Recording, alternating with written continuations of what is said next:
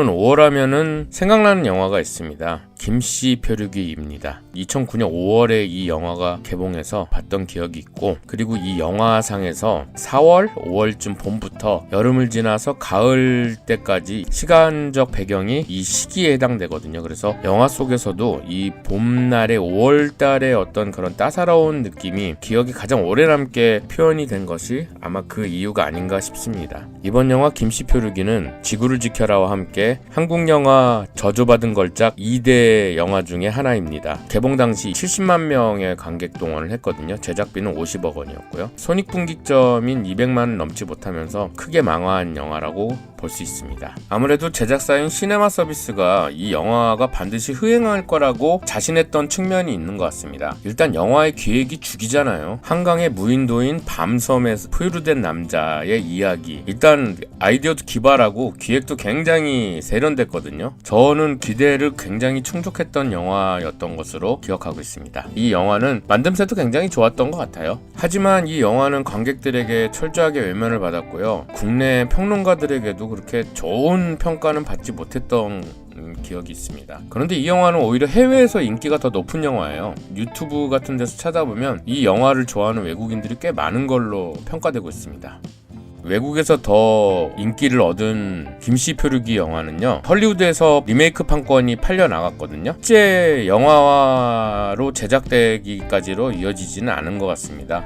이 영화가 저주받은 걸작이라고 설명을 드렸는데요. 실제로 시대를 너무 앞서간 작품이라고 볼 수 있어요. 요즘까지도 사회의 문제로 대두되고 있는 은둔형 외톨이 문제라든가, 그리고 각종 SNS 병폐라든지 개개인의 과도한 부채 문제라든지 여러 가지 사회 현상이나 문제점들을 이 영화에서 다 담고 있거든요. 지금도 그게 유효하고 있는 현상이기도 하죠. 그리고 무인도에서 혼자 살아남아가는 남자 김씨의 이야기는 어찌 보면 나는 자연인이다 같은 프로그램이 인기를 얻을 무렵인 이 영화가 개봉한 지 한 5, 6년 뒤에 나왔다면은 크게 인기를 얻었을 소재이기도 합니다. 저주받은 걸작들의 공통적인 문제는 마케팅에도 있는데, 김씨 표류기 같은 경우도 지구를 지켜라와 마찬가지로 약간 싸구려 코미디 같은 포스터나 마케팅이 좀 문제가 됐다라고 지적하는 분들이 꽤 많아요. 예를 들어 포스터 같은 경우도 정재영을 앞세워서 이렇게 약간 굉장히 저질 코미디 같은 느낌의 포스터를 만든 것이 별로거든요. 근데 이게 해외 포스터 같은 경우는 영화의 분위기를 오히려 잘 전달하는 측면이 있습니다. 김씨 표류기의 영어 제목이 캐스터웨이 온 더 문인데요. 포스터는 푸르른 숲이 우거진 강물에 뛰어가고 있는 정재영의 모습이 오히려 이 영화의 분위기를 잘 전달하고 있다라고 볼 수 있습니다.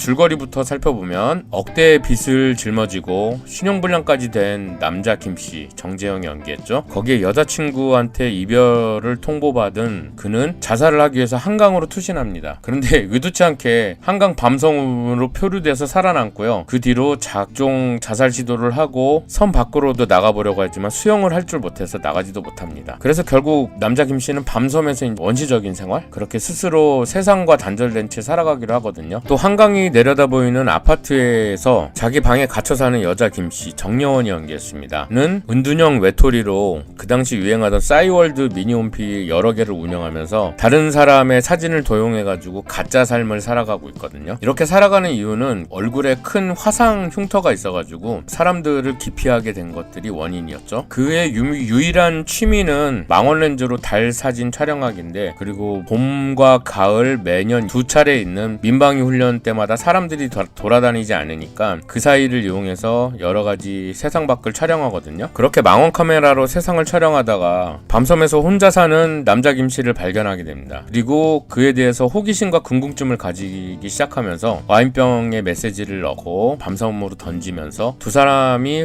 본격적으로 소통하기 시작합니다. 캐스팅을 살펴보면 주인공 남자 김씨와 여자 김씨의 정재영, 정여원이죠. 둘 다 정씨다 보니까 이 배우들이 배우들이 정시 표류기로 하자는 의견도 냈었다라는 에피소드가 있습니다. 남자 김씨 역할을 맡은 정재영은 이 당시에 가장 잘 나가던 핫하던 배우였죠. 실미도 웰컴 투 동막골의 흥행으로 시작해서 이 영화가 개봉할 즈음에는 강철중 공공의 적 1-1이라든지 신기전이라든지 이끼 이런 영화들을 통해서 가장 전성기를 구가하던 배우였습니다. 이 영화에서도 정재영의 연기는 탁월하고 캐스팅과 이미지도 아주 제격입니다. 코믹함과 찌질함은 물론 여러가지 감정에 대한 연기를 굉장히 잘 소화해냈어요. 역시 정재영이다 싶은 영화가 김씨 표류기입니다. 여자 김씨의 정여원도 매우 탁월하죠. 사실 저는 정여원 배우에 대해서 아이돌 출신이었잖아요. 그래서 뭐 연기력을 그렇게 눈여겨보진 않았는데 이 영화를 통해서 개인적으로 정여원을 발견했던 계기가 된 영화가 아닌가 싶어요. 이 영화에서 정여원을 보면은 그 얼굴에 흉터도 있고 집 밖으로 나가지 않는 히키코모리다 보니까 뭐 왠지 좀 머리도 헝클어지고 다크서클도 입까지 내려갈 지경이고 그런 망가질 대로 망가진 캐릭터인데 소외된 정서 그리고 어두운 정서들을 굉장히 표정 연기로 잘 소화해냈어요.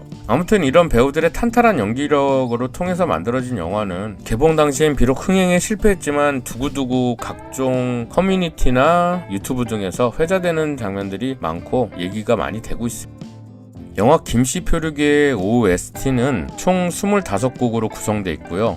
두 사람이 감독을 했는데요. 김홍직과 그리고 가수 김씨입니다. 영화 제목도 김씨 표류기. 참여한 음악 감독도 김씨인 셈이죠. 그리고 또 귀에 쏙쏙 들어오는 스코어들이 많고요. 개인적으로 제가 지금까지 들은 OST 음반 베스트 5손가락 안에 들 정도로 잘 만든 사운드트랙입니다. 특히 5, 6월달 무렵에 시시때때로 듣곤 합니다. 주로 아무 생각 없이 운전할 때 들으면 아기자기한 편곡과 다양한 분위기의 음악들이 차분해지고 편안한 느낌을 줍니다.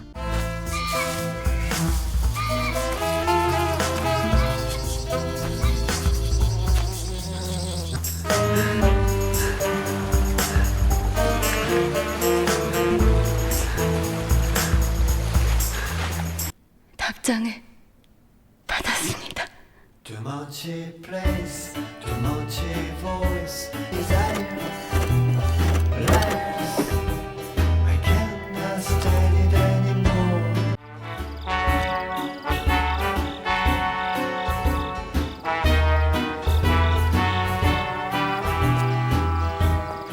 It's your home, it's your island, it's your world, your small world.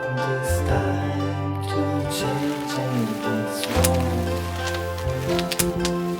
You just threw a bottle of dream of your own. Something is changing.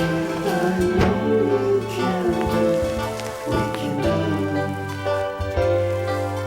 아무튼 이 김씨 표류기를 보시지 못한 분이라면 한번 꼭 보시기를 적극 추천하는 바입니다. 영화가 전반적으로 전성기의 일본 영화 분위기 같거든요. 잔잔하면서 화면 때깔이 굉장히 좋고 지금 봐도 매우 훌륭한 영화인 것 같아요.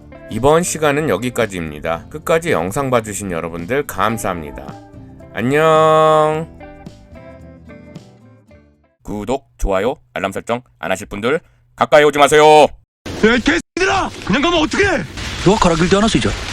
가까이 오지 말랬죠. 언제 그냥 가라 그랬어. 이씨. 살려주세요. 울기는 다 그 새끼가 이게. 구보 살펴주세요.